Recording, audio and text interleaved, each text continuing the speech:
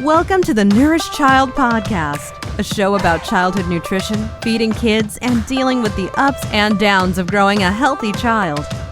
Here's your host, registered dietitian and childhood nutrition expert, Jill Castle. Hey there, it's Jill from the Nourish Child Podcast. Welcome back. Hey, what if you could actually shape your child's health without even talking about it? Without radically changing your home?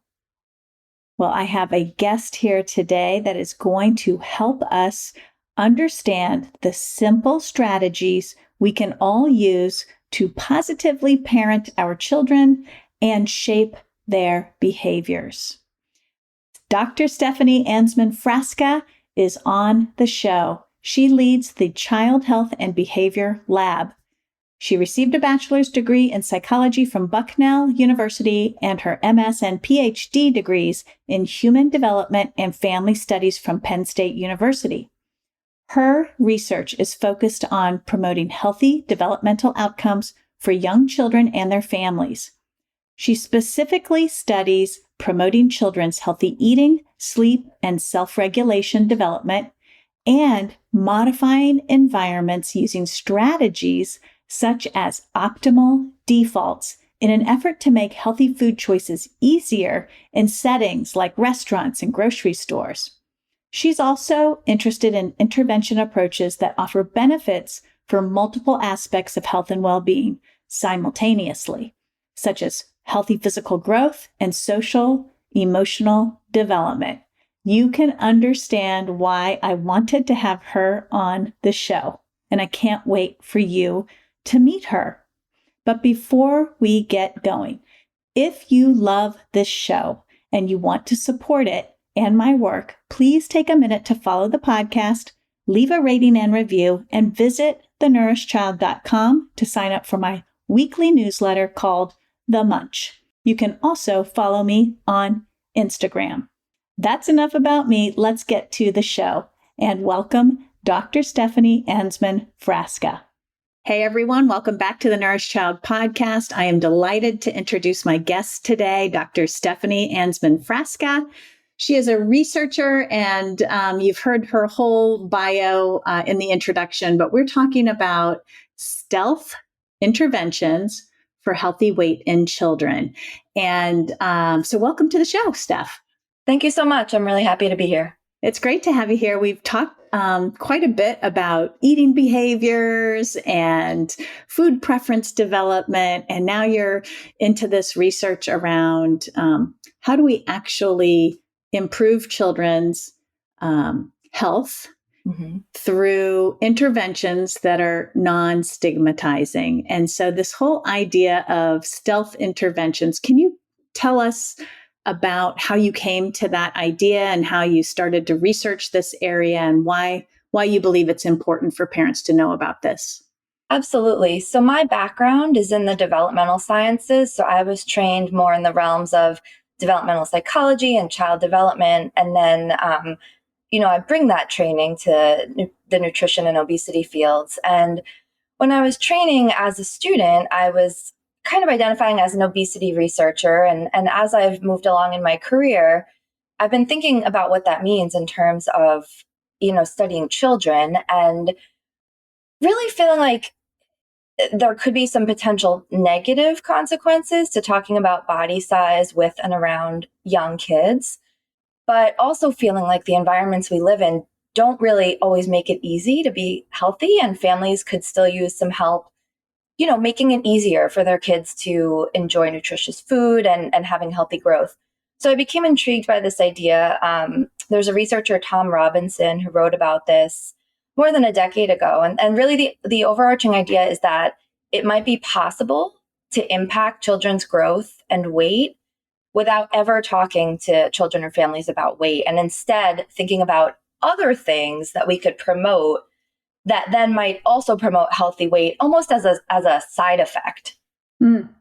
I love this so much because the book that I just published in August, Kids Thrive at Every Size, is very much aligned with this idea. How do we promote health and how do we address emotional well-being in children as they're growing without stigmatizing them, without making them feel bad, without sort of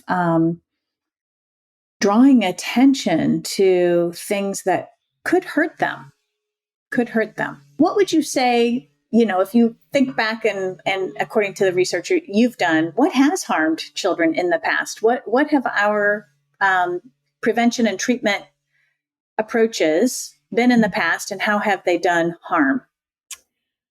Right. Well, I mean, I think there's two things I'd like to say in response to that. First of all, I mean, there's a long history of well-intentioned good work where researchers and clinicians have been trying to develop programs to help families who, wanted to help their kids attain a healthier weight. And a lot of that, some of those studies have been successful in terms of having an impact on weight. Others haven't. And then there's some emerging evidence that at least for some kids, there could be unintended negative consequences of talking about things like body size or labeling foods as good and bad. And, you can think about things like disordered eating that might emerge from that. And so if we could kind of skip that whole part, there still might be families who want to see a dietitian and talk about food, of course. But in terms of interventions that would reach large groups of people who may or may not be interested in weight-related programming, there's a whole bunch of other things we can target. So one example we've been thinking about in my lab is just positive parenting behaviors unrelated to food and feeding. And there's some interesting evidence that those behaviors are actually linked to weight outcomes later on without even talking about weight with families. So I just think that's very interesting, especially as a developmental psychologist who has spent a lot of time thinking about some of these more, general ways to interact with kids and promote their health and well-being. Mm-hmm. So in the studies that have shown parenting behaviors, can you give us some examples about what those are and why they work? Yeah, absolutely. And I have some examples from, the broader literature as well as my team's recent research, but I'll start more broadly. There's decades of research on the developmental psychology side, separate from nutrition and feeding, where there are these programs that have been developed over years and they've been refined. And we have a really good understanding of certain kinds of parenting behaviors that we can kind of coach parents and help them with that are linked to all kinds of positive outcomes for kids, not just healthy weight. So to give you some examples, positive reinforcement or praise for behavior that you like, and engaging less with behavior that you don't like, setting up structure and routines for kids, having warm, responsive interactions, reflecting back to kids what they're doing, describing their behavior. These sorts of things can help kids feel secure. They can help them develop healthy self-regulation, the ability to manage their own behavior and emotions. And we've known that for a long time, but more recently, there's emerging evidence that kids who go through these general parenting support programs actually have a healthier weight years later, even though the programs didn't talk about weight and they weren't designed for that purpose. So my team and I have found that fascinating, and we've just been trying to think about ways to build on that work in our lab and maybe, ways to make some of these effective parenting programs a little bit more accessible and easy for families to implement in their everyday lives.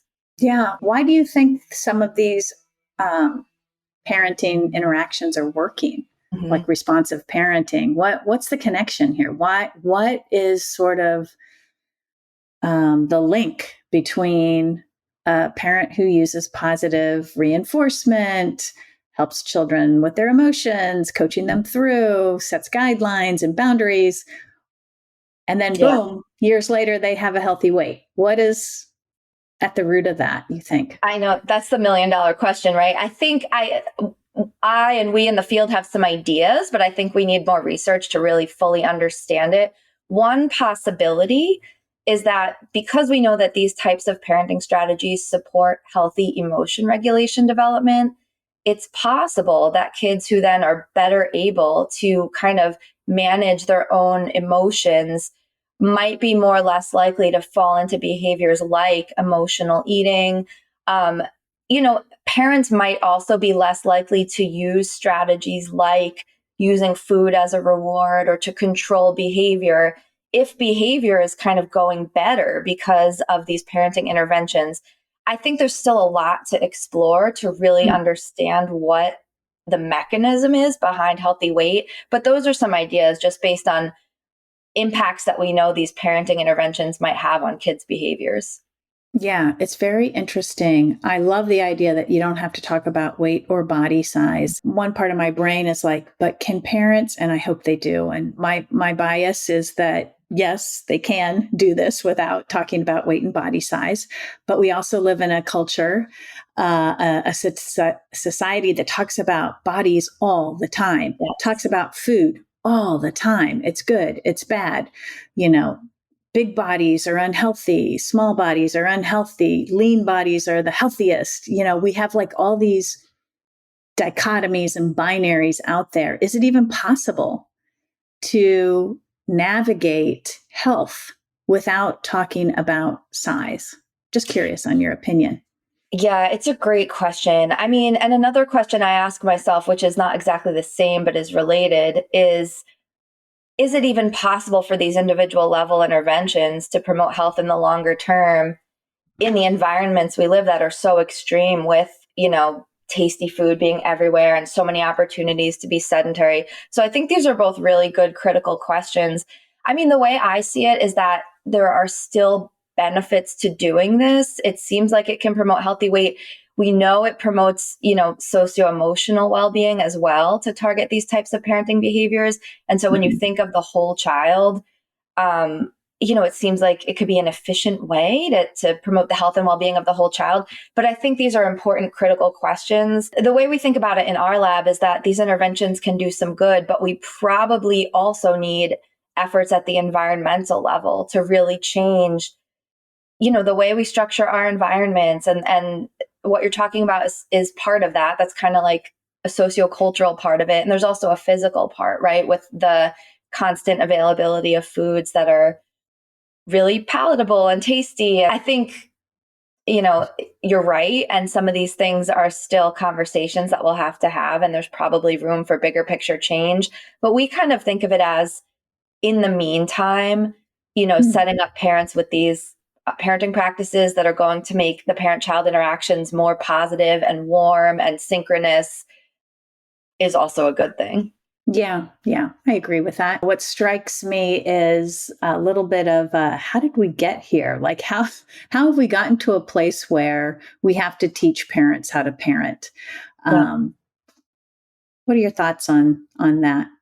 Well, again, I'll go back to the environment a little bit. I think that I try to be careful in my work on parenting too, not to be blaming parents. And I'm a parent myself. And, it's hard, right? There's so many things about modern environments and the characteristics of modern environments that make parenting challenging. And I think the characteristics of the environment are part of the reason some of these positive practices might not come naturally, or parents might not feel like they have the time. The program that we just developed that is meant to take some of these, established evidence-based ways of parenting, but bring them into the home, make them easier to implement. The way that we're doing that is we're giving families these play kits that essentially have everything they need for a fun interaction with their kid, whether it's an art and craft or a reading activity or a scavenger hunt. And each activity is only 15 minutes. So we're only asking parents to do 15 minutes of, just focusing on their child in this activity. And then the thing that is a little bit of an innovation is that in the instructions for the activity, we are specifically prompting parents to do things that correspond to those interventions I mentioned earlier. So, your child does step one of the activity, give them some positive reinforcement. This is what that might look like. So trying to make it a little easier and more feasible. Not to say those other programs that I mentioned, they're great too, but they often involve, you have to come to a group once a week for several months in person. And not every family is going to be able to fit that into their schedule and access it. Right. Is this, so the program you're describing, is this the Play With Me program that you're talking about? Okay. That's right. And so you're having these little kits where parents can interact with their children, and you're prompting them with proper responses or proper right. engagement. Right. That's great. And what's the feedback? How are the parents finding these activities? I'm sure the kids love it. Yeah. So we just published a pilot study on this with an initial group of families. And in general, the parents really liked it. Some of the comments we heard, it was nice to have the structure of the program encourage them to carve out those 15 minutes. It was 15 minutes, 4 days a week to do the specific activity with their child. And having the activity, they could still put their own spin on it if they wanted, but having kind of some of this guidance, this is what we're going to do. They really liked that. The kids did love it. They would ask, when are we going to do the next activity box? Some of the challenges, which it's always good to hear about those too, because it'll help us continue to refine the work. These are really designed for one-on-one parent-child interactions. So, clearly a lot of families, there's more people there than just one parent or caregiver and one child. And so we heard some interesting feedback there where families with multiple children said things like, on the one hand, it was really great to have the encouragement to connect with, child A and just interact with them, because I don't always think to do that. But on the other hand, what do I do with child B? And so, there's some things to think about there. But in general, the feedback was positive, which was exciting. Yeah, for sure. And then you also have research on healthy sleep, which I think is also in the review and research that I've done and written about, sleep hygiene, good sleep hygiene builds physical health, but it also builds emotional well-being and appetite regulation. So it's really, I think, a real cornerstone for habits, a target area for parents to be cultivating good, healthy habits in this area. So tell me about sort of your research around sleep and how it may impact a child's size or any of their other health outcomes. Absolutely. So, and this fits right under that umbrella of those stealth interventions, because given the research linking sleep with things like eating behavior and weight outcomes, it's another one of those potential targets that you could, if you promote healthy sleep hygiene, it's possible you could simultaneously promote healthy eating and growth without having to have that be the focus of the program. And we've thought about this a lot in infancy in particular. So if you think about new parents just had a baby, brought them home. They might not care about childhood obesity, totally fair, but something they care about is getting some sleep, right? And so it's a good example of one of those stealth interventions where maybe you can connect with your population on a behavior they really care about that could have these cascading effects for other aspects of well-being. So we've done a few different studies in that realm. One is a collaborative project with colleagues at Penn State University called the Insight Study, where we promoted healthy sleep as well as other healthy behaviors in infancy, and saw effects on sleep as well as later weight. And that one was a randomized trial where home visiting nurses visited the families with essentially new parents of infants at 4 times during the first year after birth. And then more recently in my lab, we've been playing with this idea, insight targeted sleep, as well as a variety of other healthy behaviors, which was great. But we're interested in the question of, if you just target sleep, do you still see some of these effects across eating and weight? And what could that look like during this early period of the lifespan where parents might need sleep support for their infants, but again, they might not be able to do things like go to a group or carve out a lot of time. So we've been playing with some innovations using social media and different ways to try to provide that support. That's awesome. I'm familiar with the Insight studies. They've done quite a number. Isn't there an arm that looks at responsive feeding in early infancy?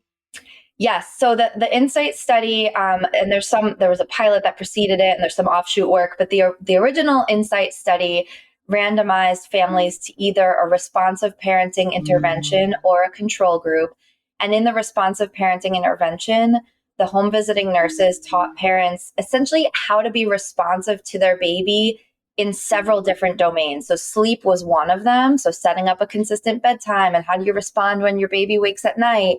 But feeding was another, as well as soothing and kind of active play. So it was a bigger package of which sleep was one part. And then down the line, in early childhood, we did see healthier weight outcomes in the families in which they'd gone through this intervention. Yeah. So I love this so much because I'm a registered dietitian. I talk about food and nutrition all the time, but what I really, really am drawn to are these um, side affiliated foci that really, target the relationship between the parent and the child, and some of these daily habits, these daily, I don't know, called lifestyle habits, or just things that happen in the day for pretty much every family. Every set of parents have to put their children to sleep. Everybody has to feed their kids.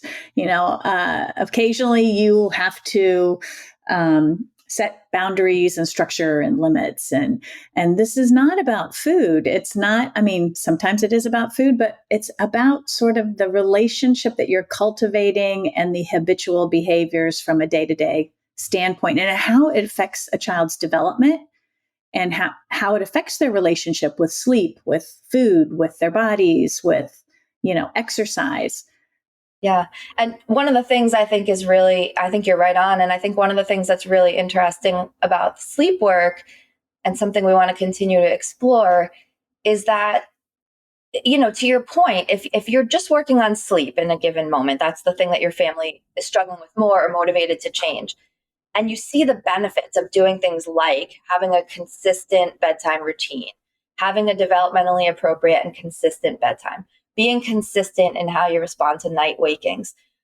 It raises the question, does that affect how you feel about the idea of structure and routine in other domains? And then maybe you're more likely to set routines around mealtime or in other areas. So I think that raises a lot of interesting questions too, about the potential of these efforts in these everyday domains, as you put it, to really trickle over to the feeding realm. And again, in the spirit of stealth interventions, that could be beneficial to families who maybe aren't seeking guidance on feeding in particular, but might see the benefits of those routines in general. And there's plenty of research showing that, structure and routines for young kids predicts all kinds of positive outcomes. And it makes kids feel secure too. They know what's going to happen next. They know what to expect. It's good for their socio-emotional well-being. I feel like I talk about that a lot. Predictability, consistency, security, and safety from a child's viewpoint. But we also have, a society that sort of embraces this child-led, kind of let the child do, what they want to do. They'll self-regulate on their own. I do believe all children are born with a sense of intuition around eating. It's easy to see when you're, a breastfeeding baby self-regulates. It's very easy to see that. But something happens when kids get a little bit older. They need that structure and system in place to help them maintain that intuition. I guess the exterior environment can start to override that intuition a little bit. But there's a belief out there that, kids are intuitive, and so therefore they will know when to go to sleep. They will know when to wake up. They will know when to eat. They will know when to stop. And yes, and there are also these environmental influences that sort of negate that intuition. Do you track with that thinking? Yeah, and it reminds me of a classic study in nutrition with Clara Davis's experiments, where she took a bunch of infants and fed them a variety of foods, and they all self-regulated and grew healthfully. But the trick was the variety of foods were all nutritious foods, right? And so I think some of that falls apart if we're in an environment, that everything in moderation. We have, processed foods in my house and screens and the whole thing, but it's a different context than the context in which Clara Davis did those classic experiments. So if you think about developmental psychology research on parenting, the classic style that's considered to be optimal is authoritative parenting, where you're balancing some structure with responsiveness. If you have too much of one or the other, it's not thought to be a good thing.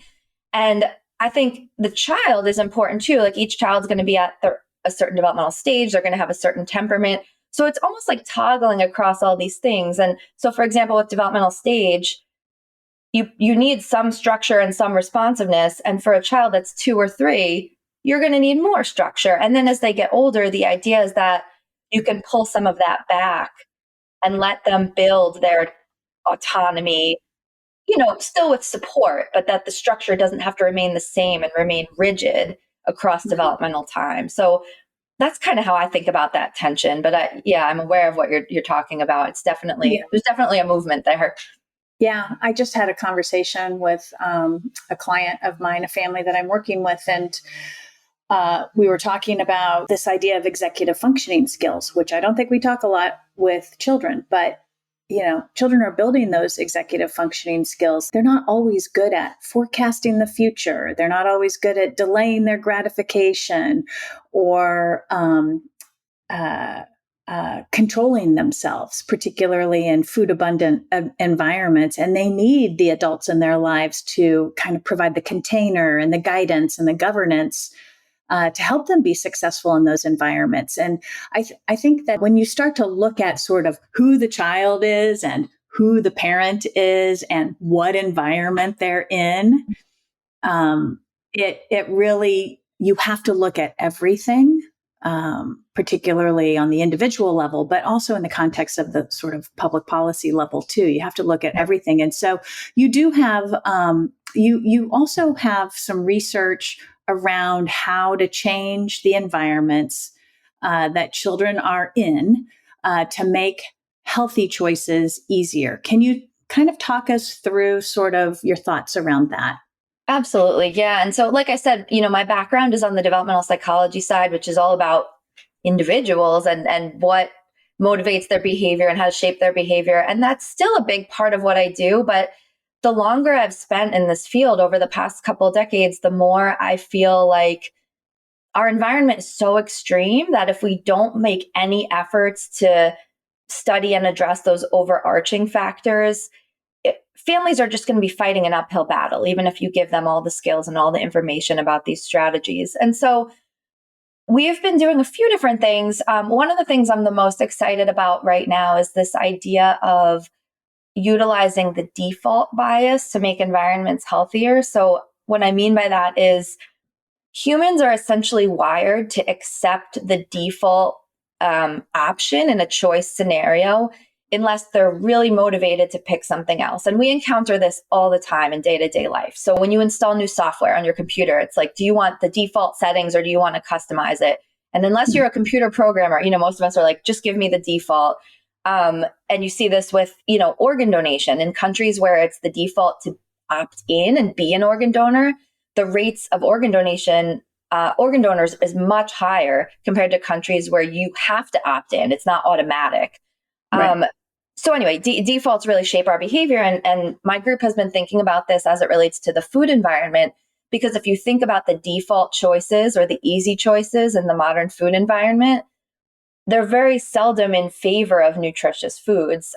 So just to give one example of a study or way we've been trying to apply this, we've been doing some work in the context of online grocery shopping, where we give everybody in our study healthy recipes. You could go on about what that means, but we've got a dietitian, they're dietitian approved, they're healthy recipes that we've pre-tested that we think will be appealing. Everyone gets those. But then for the people in our intervention group, we go in and we pre-fill their online shopping carts with the foods that correspond to the recipes. And they can take them out. They can do whatever they want. It's still their cart. But just that simple act, everybody's got the recipes, but just that simple act of putting them in the cart for the intervention group, we see a higher nutritional quality of grocery purchases. And we have a few studies published on that in adults. And now we're doing some studies that are specifically focused on families with young kids. But I love thinking about this idea of like just shifting what the default is. Another place you see this is restaurants. Entrees automatically come with a certain side dish. Historically, that might be something like French fries. We've done some research with a restaurant that wanted to flip that and have the healthier sides, fruits or vegetables, bundled with the entree. People could still switch it. They could say, take the vegetables out, give me French fries. But the vast majority of people stick with the default. So I think that's a powerful way to think about change. That is so interesting. Mm-hmm. That's so interesting. Honestly, the whole default bias, if you will, Mhm. like the default. So interesting. So if you were to apply that like in a school setting, what might that look like? Do you think school meals are kind of already set as the default? Do we see kids really, they get the meal that they get, right? There's not a lot of choice in that. Yeah, they do get a little bit of choice with I think there's some variability in schools. So the school lunch program is set up to make sure the meals follow the guidelines. But there is some choice in like which side dishes they can select. Some Hmm. schools have alternative, like my daughter's school has the meal of the day, but then they have a bunch of alternative meals that the kids could choose. Um, Hmm. and so that's an opportunity to play with a default because a school could do that several different ways. They could make it the case that the kid gets the meal on the menu unless they do something to opt out or request something else. Or, which is the latter is what my daughter's school does. In the morning, anyone who's buying, they could select from a bunch of choices, and then the meal that's on the menu is no longer the default. So I think there's some variability in what's actually happening, but there Hmm. probably is an opportunity for some research here to see what happens when cafeterias set this up different ways and try to nudge kids toward some of the healthier options. Yeah, yeah, I could see it also possibly being an interesting path for Mhm. preschool lunches and preschool meals as well. Fascinating research your group is doing. As you think about, practical application of some of this research and summarizing this up for parents who might be listening, what are some tips based on your research that you would want parents to walk away with? Yeah. I mean, I think there's a few things in the realm of defaults, which we were just talking about. I think parents can think about this and set up defaults in their own home. I mean, I was kind of just talking about the larger environment in terms of grocery stores, in terms of restaurants, but you can do this in your own house, right? Like the default Hmm. and different families are going to do different things, but some families like to rotate, on Monday we have this, on Tuesday we have this. That's an opportunity to create a default.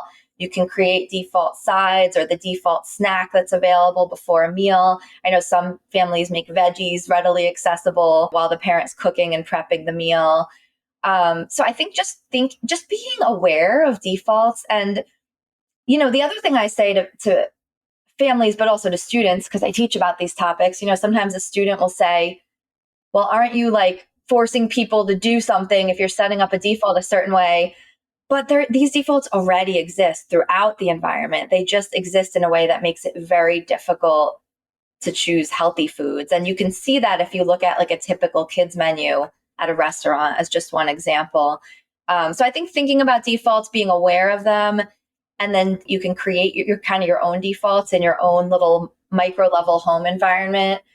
And then on the parenting side, we were just talking about balancing structure and responsiveness. So really the power of consistent routines, and recognizing that that's good for kids. Like sometimes it can feel good to let kids do what they want. And I think having opportunities to build autonomy and make choices within constraints is good.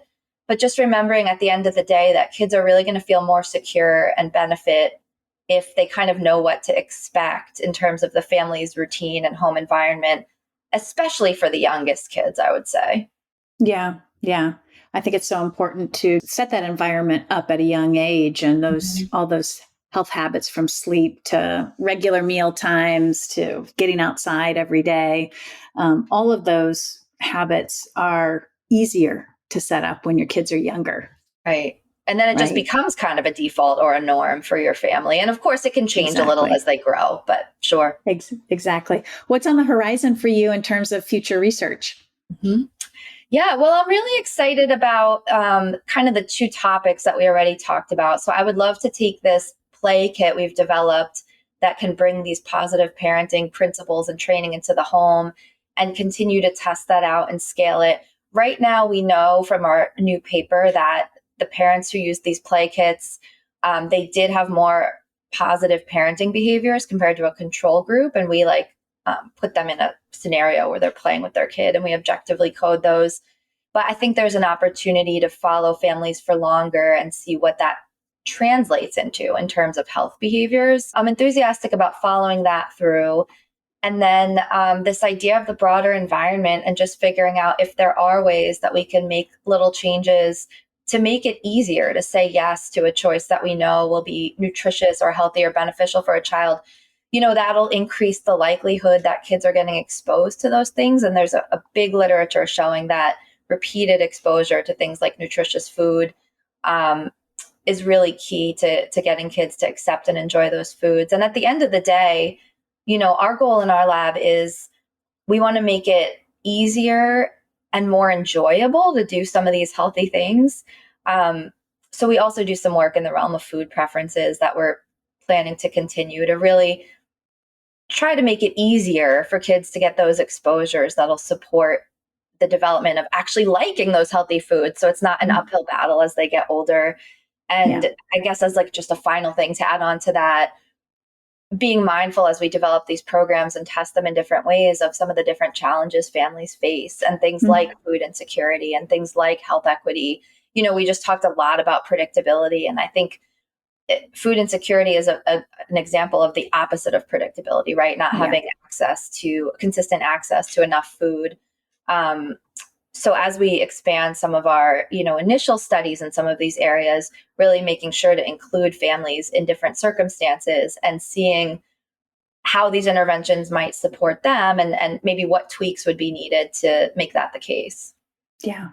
All good stuff. You have a body of work that you're going to be paying attention to for quite some time.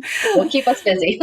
Steph, where can people connect with you if they want to learn more about the work you're doing? And just for listeners, I will connect some of these research articles by Dr. Anzman-Frasca to the show notes. But where can people get in touch with you?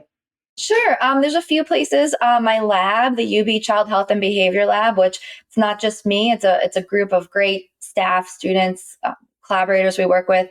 We're on social media on Facebook, X, and Instagram at UB Hab Lab, so at UBHABLAB. And we also have a website that's ubhablab.weebly.com.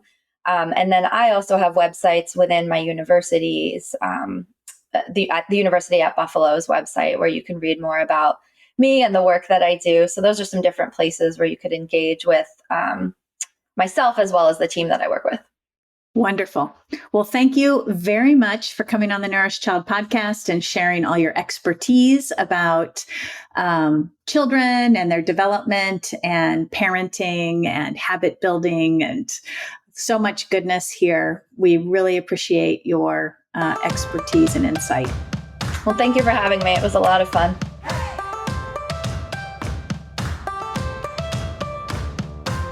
Thanks for listening to the Nourished Child podcast, where the #1 goal is to help you grow a nourished child inside and out.